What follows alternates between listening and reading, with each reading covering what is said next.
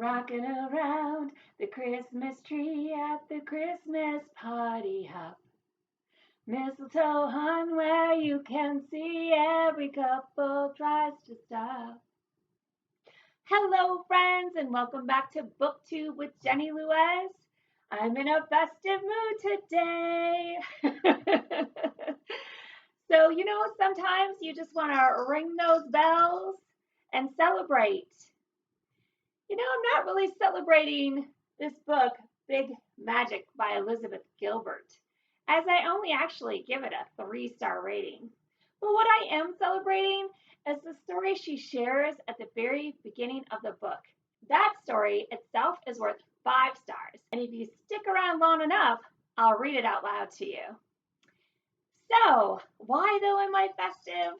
Because what Big Magic does do is it allows us to come alive, be ourselves, gives us permission to do the thing that brings us the most joy. Now, for some like me, maybe it's celebrating Christmas year round. For other people, perhaps it's doing something they've always longed to do or that they stopped doing from when they were a kid because now they're all grown up and, grown-ups. Do we have fun? If you're not a grown-up having fun, well, then you should be. We're supposed to do the things that God planted in our souls to do. We're supposed to do those things that come naturally to us. We're supposed to do those things that God gifted to us spiritually. We're supposed to do those things that bring us great joy. And our joy can exude to others and help give them the freedom to be joyful too. So in this book, she talks about a friend of hers that, gave up figure skating way back when she was a kid because of an instructor that said, well, you're never going to be great. You're never going to be able to make it, say, to the Olympics, right? She didn't have enough talent. She took that to heart as a young person, gave up, and she only rediscovered figure skating later on in life. But when she's in her 40s and she skates every day, now she has something that makes her come alive before she goes to work. She's brought the joy back into her life. And so the one thing that this book does right is it does give us permission, the freedom to do the things that we were meant to do. And every one of us knows what that is. If you really think about it, think about the things that bring you joy. Think about the things that perhaps you gave up on because it's a dream that seemed a little too far-fetched. And bring that back around again. Go after it. Why not?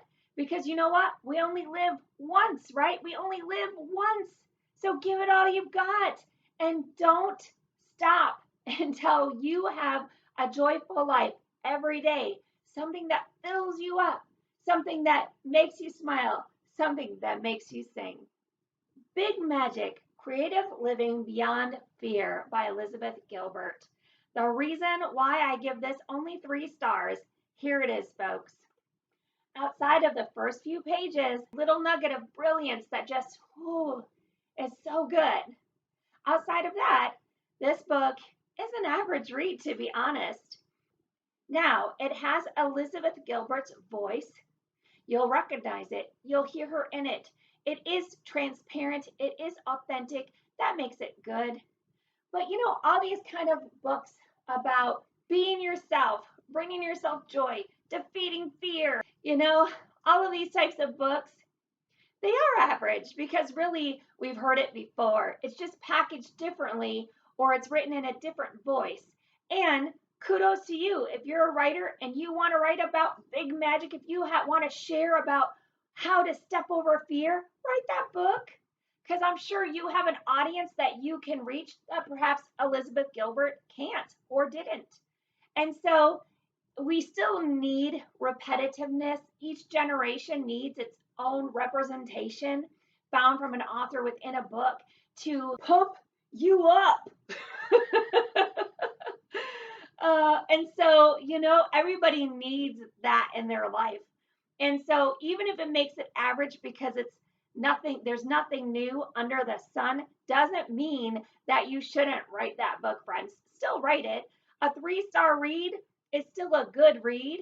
There's nothing wrong with an average read. Each generation needs her voice or two to speak to them. So still go and write that book, especially if writing is what brings you joy. All right. If you've stuck around long enough, as promised, I'm going to read the very beginning of this book, the part that made me think I might be holding gold in my hand. This might be a 5-star read.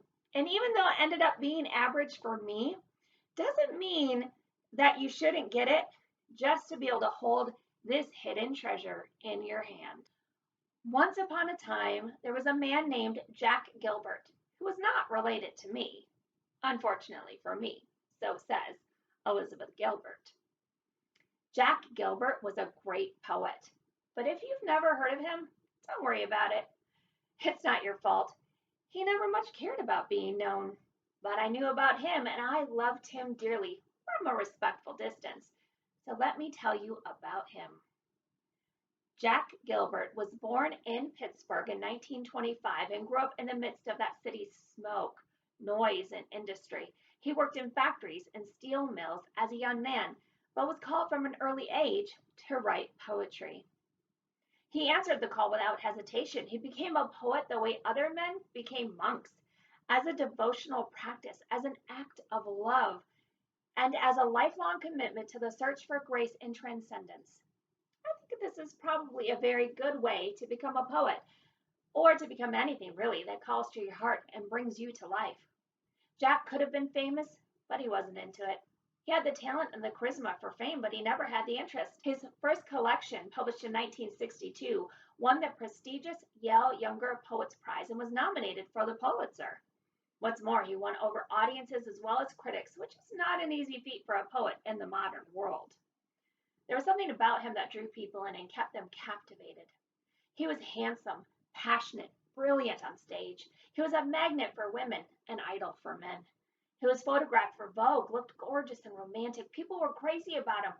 He could have been a rock star. Instead, he disappeared. He didn't want to be distracted by too much commotion. Later in life, he reported that he found his fame boring. Not because it was immoral or corrupting, but simply because it was exactly the same thing every day. He was looking for something richer, more textured, more varied, so he dropped out. He went to live in Europe and stayed there for 20 years. He lived for a while in Italy, a while in Denmark, but mostly he lived in a shepherd's hut on a mountaintop in Greece.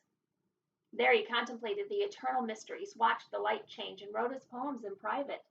He had his love stories, his obstacles, his victories. He was happy. He got by somehow, making a living here and there. He needed little. He allowed his name to be forgotten. After 2 decades, Jack Gilbert resurfaced and published another collection of poems. Again, the literary world fell in love with him. Again, he could have been famous. Again, he disappeared, this time for a decade. This would be his pattern, always isolation, followed by the publication of something sublime, followed by more isolation. He was like a rare orchid with blooms separated by many years. He never promoted himself in the least. In one of the few interviews he ever gave, Gilbert was asked how he thought his detachment from the publishing world had affected his career. He laughed and said, "I suppose it's been fatal." The only reason I ever heard of Jack Gilbert was that quite later in his life he returned to America and for motives I will never know, took a temporary teaching position in the creative writing department at the University of Tennessee, Knoxville. The following year, 2005, it happened that Elizabeth Gilbert, she says, I took exactly the same job.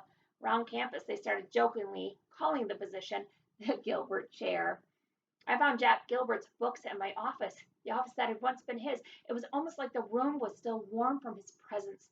I read his poems and was overcome by the grandeur, by how much his writing reminded me of Whitman. We must risk delight, he wrote. We must have the stubbornness to accept our gladness in the ruthless furnace of this world. He and I had the same surname. We'd held the same job. We had inhabited the same office. We had taught many of the same students, and now I was in love with his words. Naturally enough, I became deeply curious about him. I asked around, who was Jack Gilbert? Students told me he was the most extraordinary man they'd ever encountered. He had seemed not quite of this world, they said. He seemed to live in a state of uninterrupted marvel, and he encouraged them to do the same. He didn't so much teach them how to write poetry, they said, but why? Because of delight. Because of stubborn gladness, he told them that they must live their most creative lives as a mean of fighting back against the ruthless furnace of this world. Most of all, though, he asked his students to be brave. Without bravery, he instructed, they would never be able to realize the vaulting scope of their own capacities. Without bravery, they would never know the world as richly as it longs to be known. Without bravery, their lives would remain small, far smaller than they probably wanted their lives to be. I never met Jack Gilbert myself, and now he is gone. He passed away in 2012. I probably could have made it a personal mission to seek him out and meet him while he was living, but I never really wanted to. Experience has taught me to be careful of meeting my heroes in person. It can be terribly disappointing. Anyway, I quite liked the way he lived inside my imagination as a massive and powerful presence built out of his poems and the stories I'd heard about him. So I decided to know him only that way, through my imagination, and that's where he remains for me to this day, still alive inside me, completely internalized, almost as though I dreamed him up. But I will never forget what the real Jack Gilbert told somebody else, an actual flesh and blood person, a shy University of Tennessee student. This young woman recounted to me that one afternoon, after his poetry class, Jack had taken her aside. He complimented her work, then asked what she wanted to do with her life. Hesitantly, she admitted that perhaps she wanted to be a writer. He smiled at the girl with infinite compassion and asked, Do you have the courage? Do you have the courage to bring forth this work? The treasures that are hidden inside you are hoping you will say yes. So, this, I believe, is the central question upon which all creative living hinges. Do you have the courage to bring forth the treasures that are hidden within you? Look, I don't know what's hidden within you. I have no way of knowing such a thing. You yourself may barely know, although I suspect you've caught glimpses. I don't know your capacities, your aspirations, your longings, your secret talents, but surely something wonderful is sheltered inside you. I say this with all confidence because I happen to believe we are all walking repositories of buried treasure. I believe this is one of the oldest and most generous tricks the universe plays on us human beings, both for its own amusement and for ours. The universe buries strange jewels deep within us all and then stands back to see if we can find them. The hunt to uncover those jewels, that's creative living. The courage to go on that hunt in the first place, that's what separates a mundane existence from a more enchanted one. The often surprising results of that hunt, that's what Elizabeth Gilbert calls big magic. So, while this book is good, it's that beginning about Jack Gilbert, the poet, him asking about if a writer has the courage to do that. Does she have the courage to write? And that the hidden treasures inside are just waiting for her to say yes. Now, where Elizabeth Gilbert goes a little bit astray is, and talks about gods and talks about the universe and talks about spirits, whereas I believe in the King of Kings, the Lord of Lords, only one God. And I believe in the Holy Spirit working through me. So she talks within pluralistic, where there's a belief in more than one God. Sometimes she'll say God, where it's one God referenced. But a lot of the time it's that whole spiritual, maybe they believe in God, but a lot of times spiritualists believe in more than one God, or they cherry pick a little bit from Hinduism or a little bit from Buddhism. They cherry pick from world religions and make it into one thing that's a little bit more nondescript. And so I don't believe the way that she describes things is correct. I believe in God. I believe in the Holy Spirit working through us. But nonetheless, I do believe that ideas find us, that the Spirit, the Holy Spirit is flowing through us when you believe in God, and that there's downloads from heaven that only we can do, that there's a download God gives you, or you, right? There's downloads God gives us that are just for us to do and meant for us to bring to life. And so it's big magic when you go after those things, when you have the courage, when you take courage, when you take heart to go live a bigger life and not settling for just the status quo. When you do the things that give you life, it brings life and that light to the world. So if I took out just this information about Jack Gilbert from the beginning, to me it spoke to my soul, it speaks to my heart, and that is a big 5 stars. But when I go through and read the full book, and then there's some swearing, and again, that whole aspect of gods and talking to the universe, so that the universe is giving you things, that just turns me off because it's not my cup of tea. And so that's why, I give it 3 stars. It's a combination of, hey, it's all been said before, coupled with the swearing, coupled with the gods or the universe, right?